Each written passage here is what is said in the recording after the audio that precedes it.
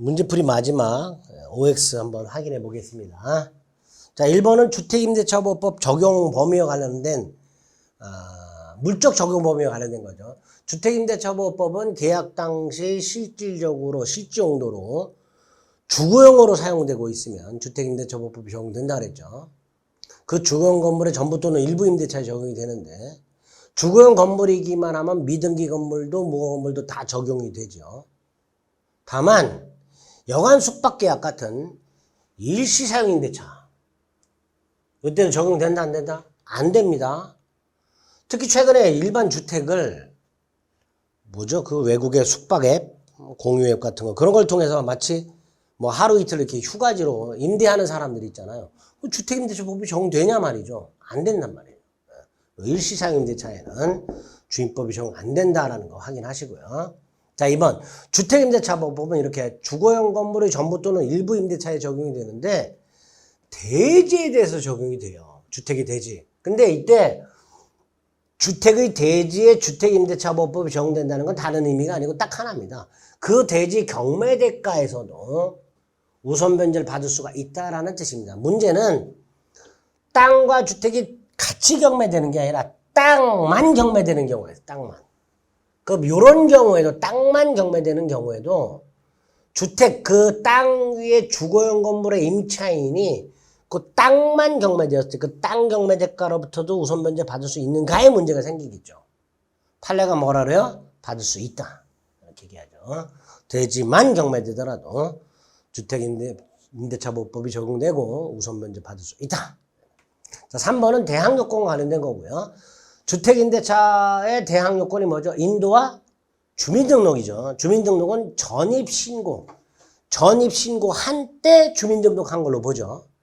전입신고한 때 주민등록한 걸로 본다. 기억하셔야 되고. 두 번째, 그 전입신고는 언제 효력이 생기느냐?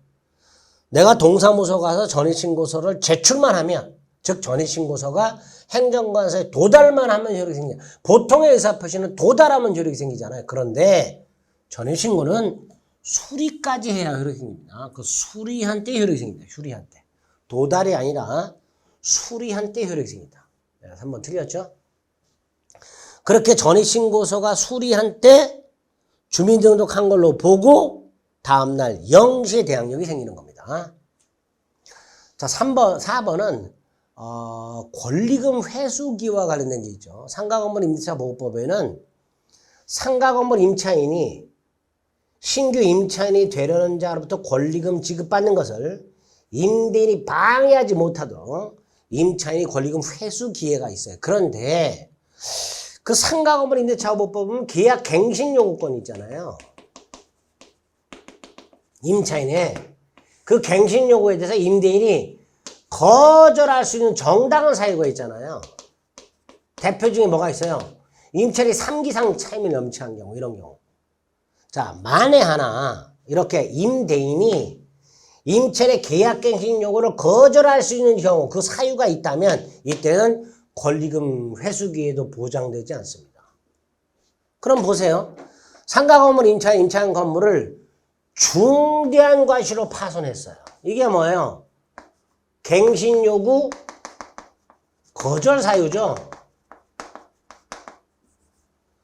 상가 건물의 전부 또는 일부를 임차인이 고의 또는 중대한 과실로 파손하면 임차인의 갱신 요구를 거절할 수 있잖아요.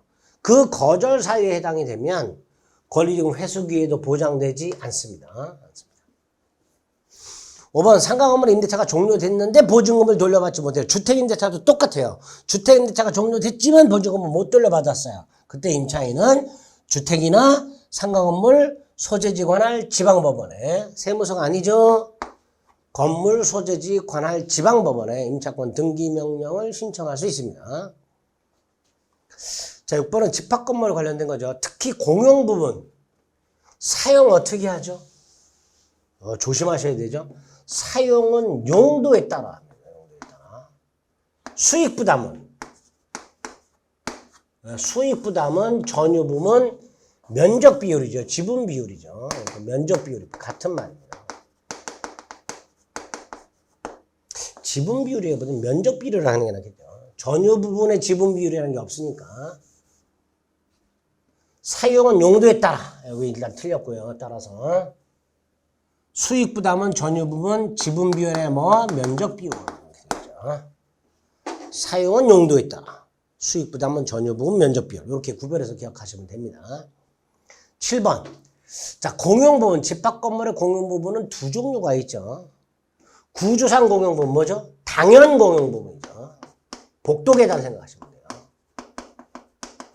그 다음에 아파트 관리 사무실이나 노인정 같은 경우에는 구조상 형상 독립성이 있잖아요. 즉 육안으로 봤을 때는 전유 부분처럼 보이잖아요. 하지만 규약으로 공용 부분을 할 수 있어요. 규약으로.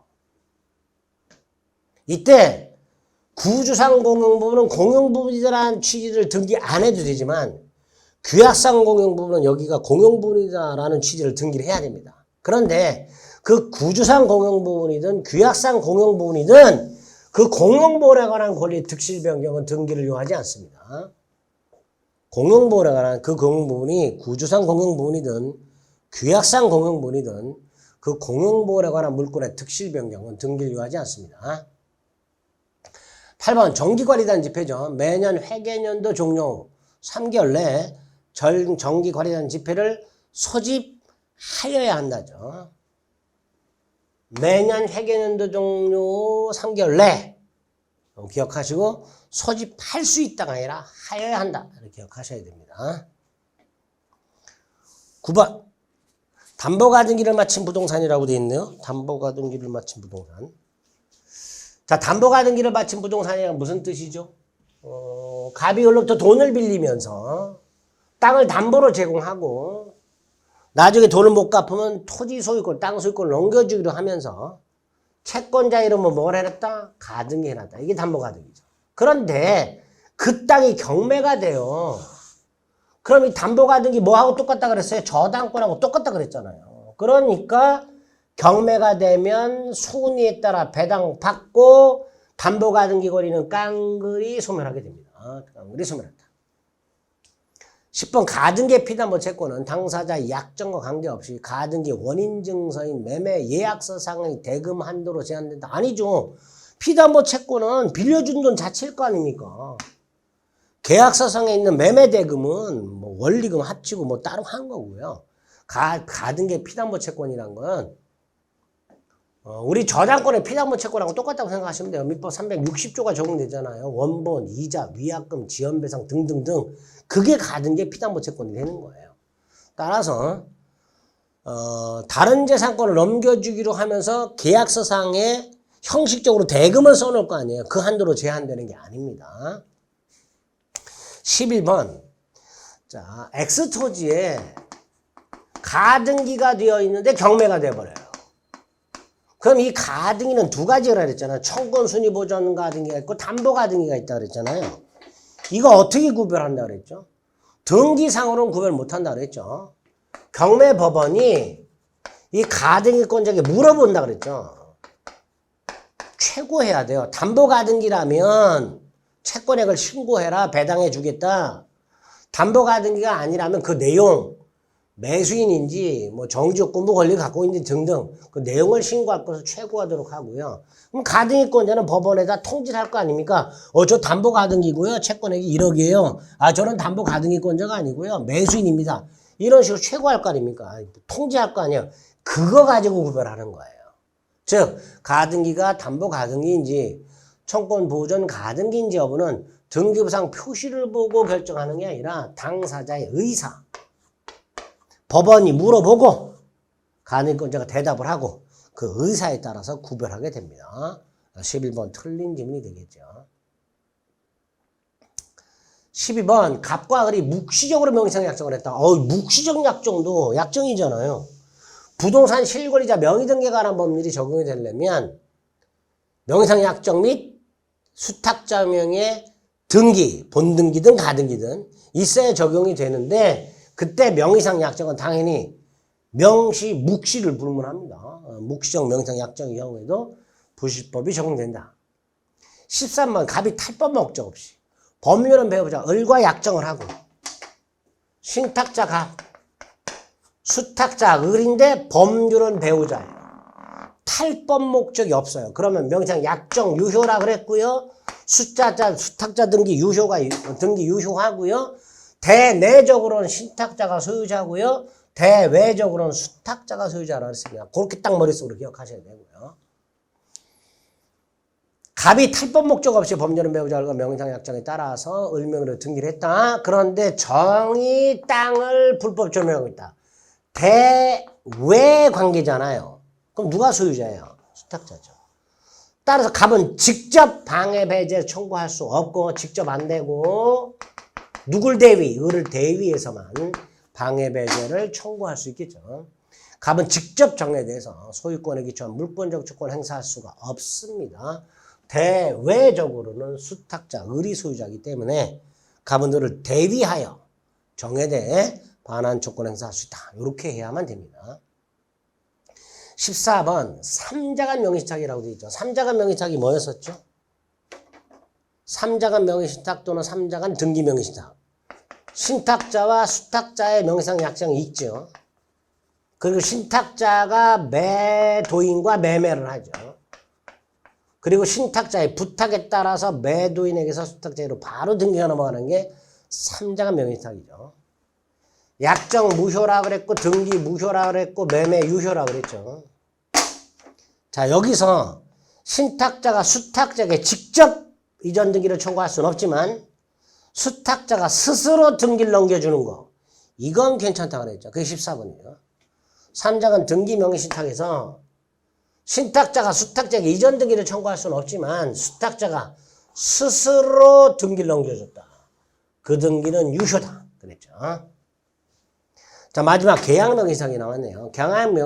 계약명의상 약정을 맺고 수탁자가 당사자 즉 매수인이 됐고 그다음에 명의상 약정 사실을 모르는 선의의 소유자와 계약을 했다.